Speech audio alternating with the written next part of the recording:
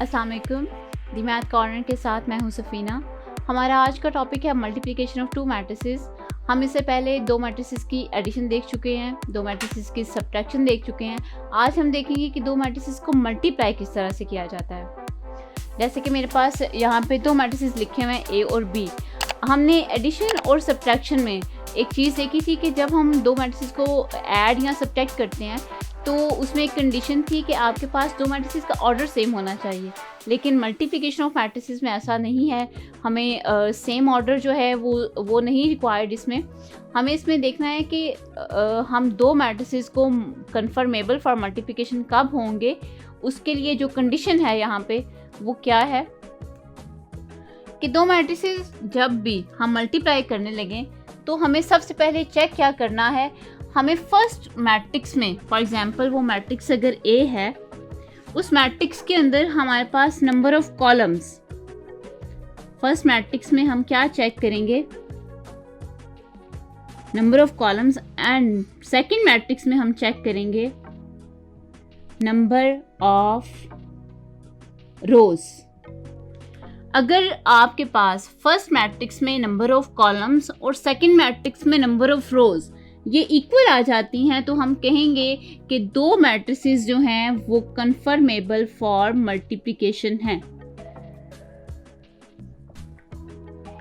ये कंडीशन जब मैट्रिसेस में फुलफिल होगी तो हम तब ही दो मैट्रिसेस को मल्टीप्लाई कर सकते हैं। जैसे यहाँ पर अभी मेरे पास मैट्रिक्स ए और बी है।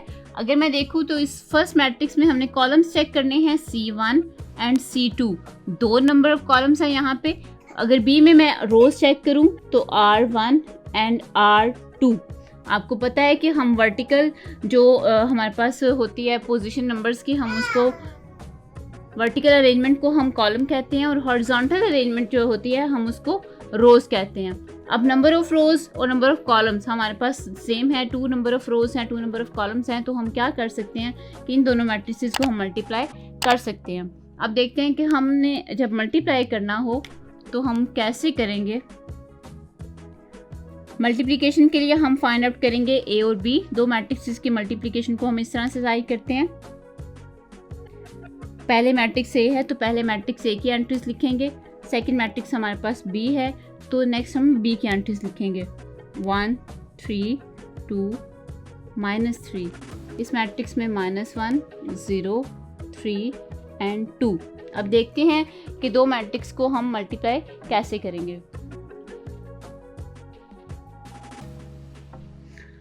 हाँ जी, जब हम मल्टीप्लिकेशन स्टार्ट करते हैं, जब दो मैट्रिसेस जो हैं वो कन्फर्मेबल फॉर मल्टीप्लिकेशन हो जाते हैं, उसके बाद जब हमने मल्टीप्लिकेशन स्टार्ट करनी है तो हम क्या करेंगे, जो फर्स्ट कॉलम है, जो फर्स्ट मैट्रिक्स है, हम उसकी फर्स्ट रो लेंगे जिसको R1 जो है हमारे पास, और सेकंड मैट्रिक्स में हम लेंगे कॉलम C1।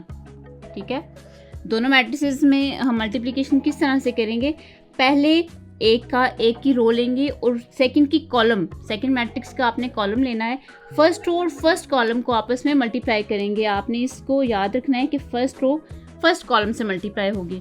अब मल्टीप्लिकेशन किस तरह से होगी, फर्स्ट रो का फर्स्ट एलिमेंट फर्स्ट कॉलम के फर्स्ट एलिमेंट से मल्टीप्लाई होगा और सेकंड एलिमेंट जो है वो सेकंड एलिमेंट से मल्टीप्लाई होगा। जैसे यहाँ पर फर्स्ट एलिमेंट है 1 तो वो फर्स्ट कॉलम के फर्स्ट एलिमेंट से मल्टीप्लाई होगा। इसका सेकंड एलिमेंट है 3 और वो C1 के सेकंड एलिमेंट से मल्टीप्लाई होगा। यहाँ पर जो चीज़ ज़्यादा इंपॉर्टेंट है वो ये है कि जब ये एलिमेंट्स मल्टीप्लाई होंगे तो इनके बिटवीन जो सिंबल आएगा वो आएगा प्लस का।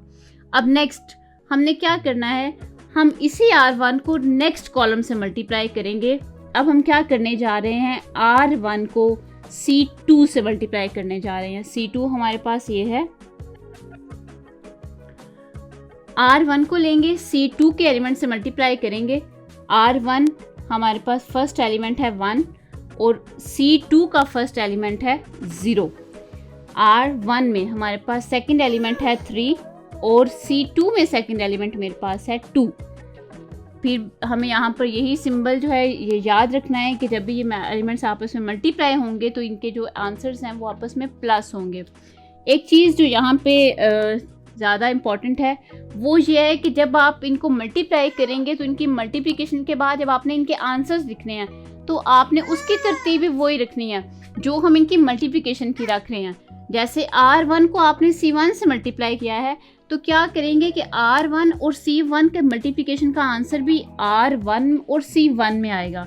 इसी तरह जब आप R1 को C2 से मल्टीप्लाई करेंगे तो इसका आंसर R1 और C2 में आएगा। जैसे आपको नज़र आ रहा होगा, ये C1 है और ये C2 है। इसी तरह यहाँ पर ये R1 बनेगी इस मैट्रिक्स में और ये R2 बनेगी।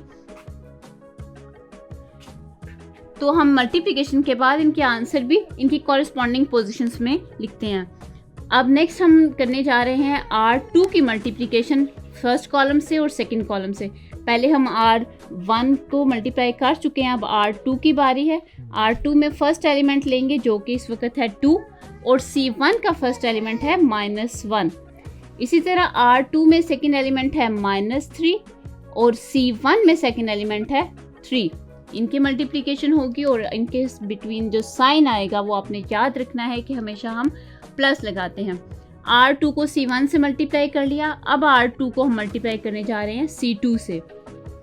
R2 में फर्स्ट एलिमेंट है 2 और C2 में फर्स्ट एलिमेंट है 0। R2 में सेकंड एलिमेंट है -3 और C2 में सेकंड एलिमेंट है 2। इनके बिटवीन साइन आपने याद रखना है, वो हम प्लस लगाते हैं।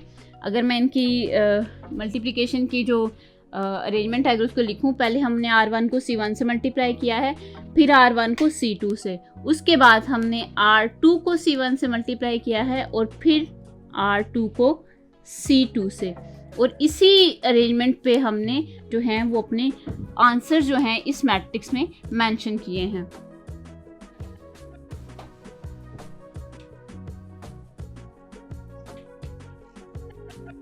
अब हमने इन मैट्रिसेस में क्या करना है, हमने सिंप्लीफिकेशन करनी है अपने मैट्रिसेस में। ये नंबर्स जो मल्टीप्लाई हो रहे हैं इनको मल्टीप्लाई करेंगे और उनमें जो एडिशन परफॉर्म हो रही है उसको परफॉर्म करेंगे। 1 1 ज़ार 1 आता है और नेगेटिव साइन प्लस साइन आएगा, दरमियान में 3 बार आपको पता है कि 9 होता है। नेक्स्ट 1 0 ज़ार 0 प्लस 3 और 2 मल्टीप्लाई होंगे तो 6 आंसर देंगे। बिल्कुल इनके कॉरेस्पॉन्डिंग में इनके आंसर्स लिखने हैं। फर्स्ट रो है, फर्स्ट कॉलम है तो यहाँ पर फर्स्ट रो और फर्स्ट कॉलम में इसके आंसर मेंशन करेंगे। फर्स्ट रो और सेकंड कॉलम है तो फर्स्ट रो और सेकंड कॉलम में इसका आंसर मेंशन होगा। 2 1 ज़ार 1 है, नेगेटिव साइन साथ आ जाएगा, नेगेटिव जो है पॉजिटिव नेगेटिव में चेंज हो जाएगा। 3 3 ज़ार 9, 2 0 ज़ार 0 प्लस माइनस माइनस हो जाएगा और 3 2 ज़ार 6। अब ये मैट्रिक्स मज़ीद सिंप्लीफाई हो सकता है, इसमें जो एडिशन और सब्ट्रैक्शन है वो परफॉर्म करते हैं। 9 एंड -1, आपको पता है कि 9 में से 1 निकल जाएगा तो आपके पास 8 रह जाएगा। 0 में 6 प्लस करेंगे 6। 2 एंड 9 सेम सिंबल के साथ हैं तो ये ऐड हो जाएंगे और ग्रेटेस्ट वैल्यू के साथ नेगेटिव है तो नेगेटिव लगा देंगे और नेक्स्ट आपके पास आंसर में आ जाएगा -6। ये मैट्रिक्स जाहिर कर रहा है इस वक्त A और B को, जो कि 2 मैट्रिक्स की मल्टीप्लिकेशन से आया है, 2 मैट्रिसेस की मल्टीप्लिकेशन का रिजल्ट है। ये था हमारा मल्टीप्लिकेशन ऑफ अ मैट्रिसेस, जिसमें हमने 2 मैट्रिसेस को मल्टीप्लाई करके देखा है कि हम उनकी मल्टीप्लिकेशन किस तरह से करते हैं। याद रखें कि जब भी हमने मल्टीप्लाई करना होता है तो हमने फर्स्ट जो आपके पास मैट्रिक्स है उसमें नंबर ऑफ़ कॉलम्स चेक करनी होती है और जो सेकंड आपके पास मैट्रिक्स है उसमें हम हमेशा नंबर ऑफ़ रोज़ चेक करते हैं। अगर नंबर ऑफ़ कॉलम्स फर्स्ट में और नंबर ऑफ़ रोज़ जो है वो सेकंड मैट्रिक्स में सेम आएंगे तो आप तभी मल्टीप्लिकेशन कर सकते हैं।